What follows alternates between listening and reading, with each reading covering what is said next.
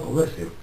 Un señor que se arriesga hoy día con la crisis a poner un negocio, hasta que se asegura ese negocio, debería de darse facilidades y que no pagara impuestos, pero ningún impuesto, porque ahora no se cobra y después se seguiría durante unos años, 8, 10, 15 años, sin pagar impuestos hasta que ese negocio o esa industria estuviera asentada.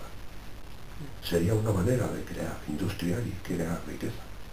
Bueno, això era una guia orientativa per fer unes quantes preguntes. No sé si vostè vol afegir alguna cosa que trobi de vital importància per la gent que coneixerà la mina en el nostre treball. Sí, a ver, la mina tiene una leyenda negra ya de tiempos pasados que hoy día no se corresponde con la realidad.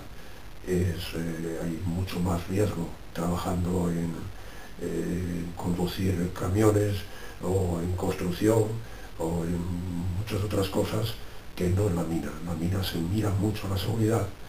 El único problema que hay, problema entre comillas, es que la temperatura es elevada, pero como no hay humedad, tampoco es agobiante. Se trabaja bien. Y hay unos sueldos, pues la verdad, muy importantes y que merece la pena arriesgarse a trabajar en la mina. No sé, yo trabajé durante 32 años y me dijeron que me marchara, pero yo no hubiera marchado, yo hubiera seguido trabajando porque hacía una faena que me gustaba. Bueno, ya se ve. Sí, sí. Bueno, pues muchas gracias. Vale. Adiós. Ya.